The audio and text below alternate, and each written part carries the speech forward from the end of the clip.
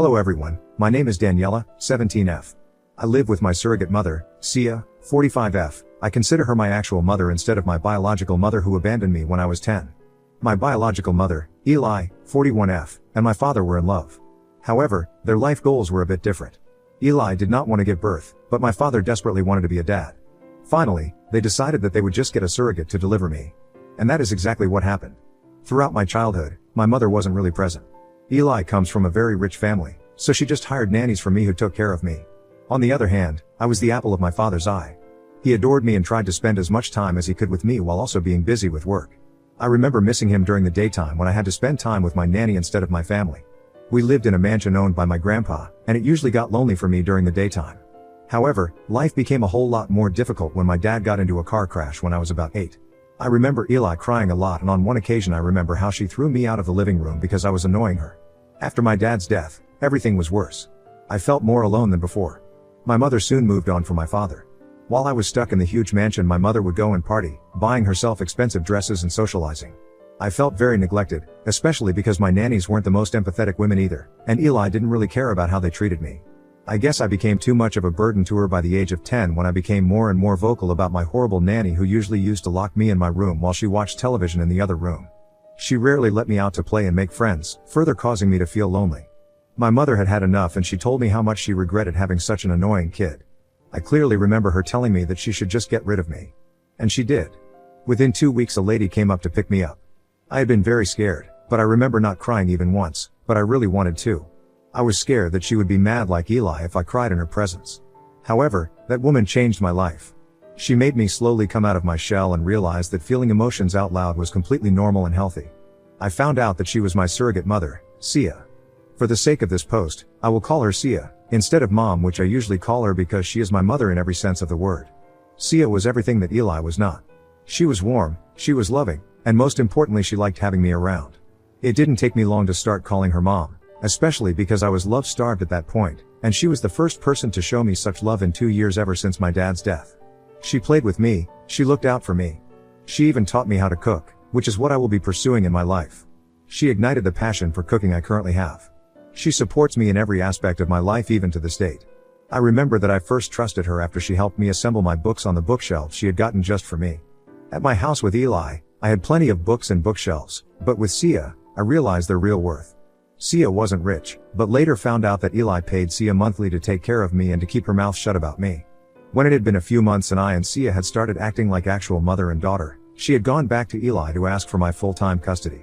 Eli had gotten rid of me without even batting an eye, as if Sia had done her a favor by taking me away. We lived comfortably on Eli's money for almost 8 years, until she tried to come back into my life. I had been home alone yesterday when Eli had shown up at my door. Initially, I hadn't recognized her at all, however, eventually I did. I didn't want to welcome her in but knew that Sia would be very disappointed if I did not greet a guest, even if the guest was someone I wasn't thrilled to see, with respect. I immediately called Sia to come over. In the time it took Sia to come over, I offered Eli water while she looked around the house with a disgusted look. I looked around with her, trying to see everything from her perspective. Our living room was rugged but homey. It was enough for me, Sia. It wasn't anything like Eli's living room in that mansion, but it was enough. By the time Sia arrived, I was feeling very uncomfortable with the woman who was actually my mother but had never treated me like her daughter. Eli demanded that I go back with her. The demand came so out of the blue that I took a step back. I was so confused and didn't understand where this sentiment was coming from. But most importantly, I was afraid that Sia would give me back like Eli had abandoned me.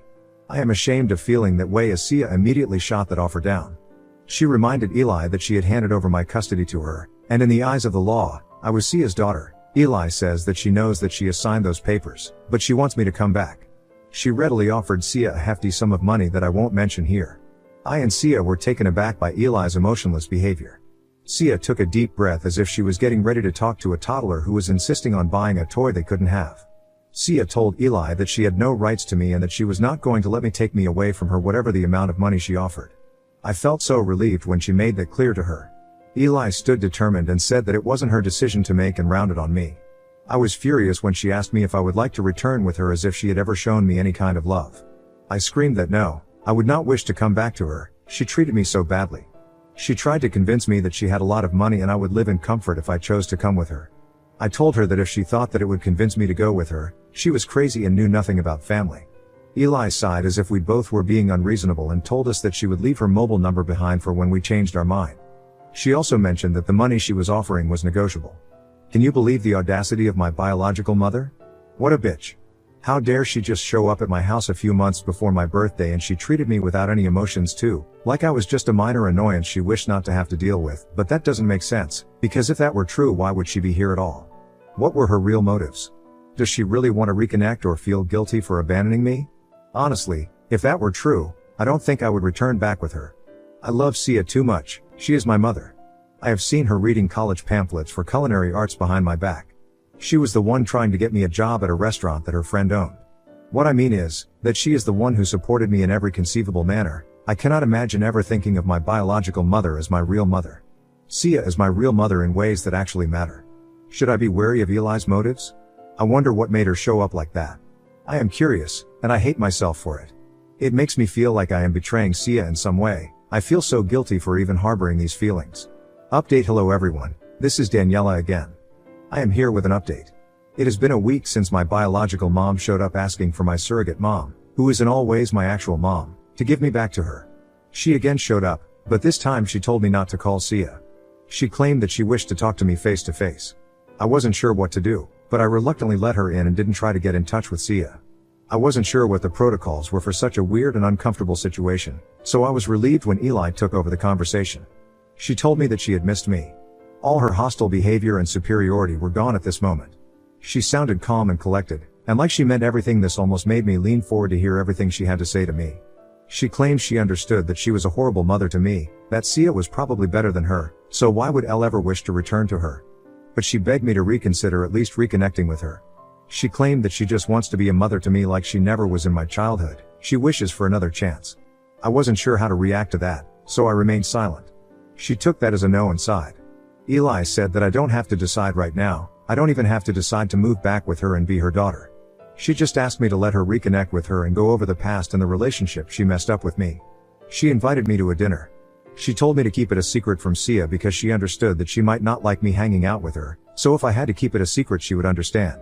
She just wishes to spend some time with me. I told her that I would think about it. And the truth is that I am curious. Even though there is a part of me that hates me for being curious. But I can't stop thinking about the what ifs. I know Sia treated me well, and I am not thinking about replacing her. No wealth in the world would ever make me leave her. But I want to see what happens with Eli. After all, she is actually my mother. I might never consider her as my real mother, but we do share DNA. Damn, I even look like her. So, I texted Eli that I would come over. She immediately sent me the address and the date and time. I have even come up with an excuse to give to Sia. I will tell her that I'm going over to dinner with a bunch of friends. My best friend would even lie to her if I tell her and Sia calls. I don't think Sia would be suspicious because I hang out like this with my friends all the time. Update. Hello everyone, this is Daniela again. Today I went to my biological mother's mansion, and to my surprise it was supposed to be a family dinner. Even my grandpa, Tobias, 72M, was there. I don't remember meeting him for about a decade. I was overcome with emotion when I saw him and he saw me. He embraced me immediately. I remember him carrying me on his shoulders when I visited him. There were a few uncles and aunts at the dinner as well. I didn't completely remember them, but I could remember flashes of them in my memories. However, they all talked to me very normally, which I found absurd. I had initially thought that they were embarrassed that I had been abandoned by the family. But then Eli started making up lies about how I was about to start university for business studies and how she was proud of me. That's when I realized that no one on the table except for me and Eli knew that I had been abandoned when I was 10. When an aunt from across from the table asked about my schooling, Eli interrupted from my side. Apparently, she had told her family that I had been at a boarding school abroad for the past 8 years. This all made me so uncomfortable and disgusted by her, that I just wanted to leave and maybe cry. I think a cousin of mine, Brianna, 18F, realized that I was getting overwhelmed by everything, and so she asked me if I would like to come to the backyard. I nodded and followed her out to the pool to take a breath. The mansion was huge, even bigger than what I remember from my childhood. The garden itself was huge and led to a tennis court and a swimming pool side by side. It's hard to imagine why anyone would like to live in this huge house alone. Eli doesn't seem to have a partner, or at least she hasn't introduced them to me, so I am assuming that she lives here alone with some help.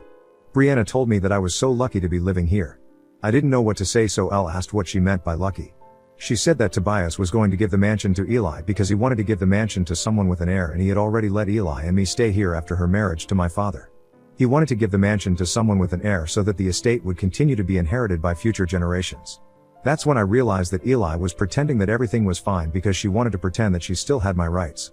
I wasn't her heir anymore, so she wouldn't be able to inherit the mansion after Tobias' death. When Eli was married to my dad, Grandpa gave them the estate to her, so they could build a family there. As Grandpa's health was deteriorating, he wanted to finalize his will, and so in the past weeks, he had called a family meeting. He asked Eli where I was, as no one had heard about me for 8 years. Eli lied and said that I was out of the country for studies. Grandpa announced that he was glad to leave the estate with Eli since she was a single parent, and said they'd be coming over for a family dinner to meet me.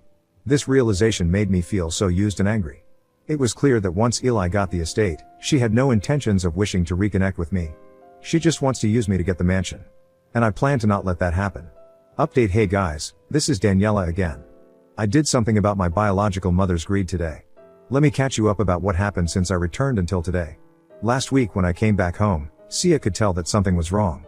I tried to hide everything, but she's so warm and gentle, as if she was afraid that I would run away or something. And I burst out crying and telling her everything I had found out that evening. I was shocked to find out that she wasn't mad at me. She revealed that she would have let me go on dinner with Eli if I had only asked her. I told her everything, from my realization to my regret of ever going to the dinner with Eli. If I hadn't shown up, Tobias would have been suspicious and asked about me, and maybe he wouldn't have given the estate to Eli. And I wouldn't have felt the way I did that day, used and then discarded. I begged Sia to tell me if she knew where Tobias lived. I told her about my wish to set the record straight and tell my grandfather about Eli's truth. She was reluctant in the beginning, but I was adamant and she agreed. She told me that she had once gone to his estate to meet Tobias at his request. She kind of remembered where it was, however, it had been 18 years, so she wasn't really sure. I was eager to take the chance and we decided to go next weekend. Today Sia drove me to where she had gone to meet Tobias. Once she parked in front of the car, she was sure that this was where he lived. I also saw the last name displayed on the gate and knew that I was in the right place. She stayed in the car and told me that she would wait for me while I went in. Tobias was shocked to find me there. He was looking at the backyard in his wheelchair and didn't know of my arrival. He smiled at me kindly and said that I had just met him on a bad day, that's it. I think he was trying to reassure me that he was alright. He doted on me a bit, asking me if I could like something to drink, and then he forced his guard to get me my favorite candy when I was a kid. Coincidentally, it was still my favorite candy. I think he was just glad that someone had come to ask after him. I don't think many of his family do that for him often. I took a deep breath before I told him that I was there for a reason. I revealed that Eli wasn't my guardian. He was confused and I told him that she had signed my rights to my surrogate mother, Sia, 8 years ago and abandoned me. He was shocked to find that out, and insisted that she hadn't done any such thing. She had sent me abroad. I told him that I was here with Sia, who was waiting for me just outside the house. He was quiet for a long time and I didn't know what else to do. So, I stood up and bid him goodbye. As I was walking towards the door, he asked if I would ever come over again. I asked him if he would like that, and he said that he would love to see me come over. We parted with smiles on our faces and a promise to meet again the next weekend. He even promised that he would be a better host that day and walk me around the house and everything. Now that I am home, I am glad that I went over. Even if nothing comes of it, I am glad that I am in touch with someone from my blood family. I would love to reconnect with my grandfather and I can't wait for him to give me a tour of his house. Update: Hey everyone, it's Daniela here again. A few months have passed since I reconnected with my grandfather. 3 months ago, I went back to my grandpa's and he gave me a house tour and we had a great time. Ever since I started going to his house every weekend. I turned 18 at this time and my grandpa gave me a car after asking Sia if he could. I was delighted and promised him that I would drive it to him every weekend, and I did. I drove the car he gave me to his house to spend time with him. However, in these 3 months, I saw his health deteriorate weekly. Within the first month of going over, he became wheelchair bound permanently. In the last few weeks, he was bedridden and could only talk and move his hands. The last time I saw him was a week ago, and he was in a terrible condition. He could barely keep his eyes open. I remember feeling hopeless as I had started to care about him a lot. He was my only blood family who actually cared about me. I spent that day reading him my favorite book, hoping that he could hear me or at least feel that I was there. I went back promising him that I would return the next day, even though it was a Monday. However, that night he had to be taken to the hospital and I wasn't allowed to meet him. He died 2 days later, and his son, my uncle, was there with him. Today was his funeral and I had come too. I was a mess and crying nonstop over Sia's shoulder. Tobias had really touched my soul in the last 3 months. I just wish I had known him this deeply for longer. I just couldn't stop thinking about the time I didn't have with him because of Eli. I hated seeing her fake her tears at the podium. Maybe she wasn't faking it, but I still felt bitter in regards to her. When we went back home, his lawyer was to read the will. I only went back because I wanted to be in his house for one last time. I didn't think I would be allowed to this house after today, so I tagged along. However, the contents of the will were really astonishing and I am glad I stuck around. The lawyer announced that I had inherited Eli's mansion. Eli had been shocked and asked what the lawyer meant. The lawyer told her to be patient, he would get to her. Tobias tortured Eli by not mentioning her until the very last. Tobias left all of his kids and their kids with something, and by the end, everyone was crying. And now it was Eli's turn. The lawyer pulled out another little envelope for Eli and started reciting it. It was a letter written by Tobias to Eli scolding her for her greed. The lawyer announced how Eli had abandoned me because she didn't want to take care of me, and when Tobias had put a condition of having an heir in order to inherit the big mansion, Eli had pretended that she still had my rights. Eli got very angry and turned to physically assault me because she had realized that I had told him the truth. However, the guard of Grandpa's house was nearby and immediately threw her off me even before she could get to me. Eli screamed at me for ruining her life plans. I stayed quiet as the rest of the family gave her dirty looks. The guard let Eli out while she was screaming. While she was being let out, the lawyer told her that she needed to clear out the house within this month itself for me to move in. The whole family apologized to me for not knowing that Eli had done this to me. But I couldn't take this any longer and snuck out of the house with Sia. I feel so happy that Tobias hadn't ignored what I had said to him. He had taken me seriously, and he had done something about it. Update. Hello everyone, it's Daniela. I think this will be my last update. It has been 5 months since Tobias' will was read. He had given me his biggest mansion where my biological mother had been living while Eli got nothing. Eli hadn't left the house by the end of the month and the lawyer had to call the cops on her and forced her to leave. I don't know where she went and I didn't try to find out either. For all I care, she could be homeless and I wouldn't care a bit. I have grown a bit closer to a few of my cousins over time. We have been following each other and texting on social media and met a couple of times. I think my uncles and aunts just feel guilty that I was abandoned and put their kids to reconnect with me. I think I feel grateful that they are showing that they care about me. I have also moved into the mansion with Sia. When I am with her in the huge house, it doesn't seem so frightening. We have changed most of the furnishings with the money which was also inherited after my grandfather's death. I miss him dearly. I wish I could have thanked him for everything he did for me. Anyway, I have started college for culinary arts, and it's near my new mansion, which is great because Sia isn't left alone in that huge house like I was when I was a kid. Eli came over once to beg me to let her stay in her house.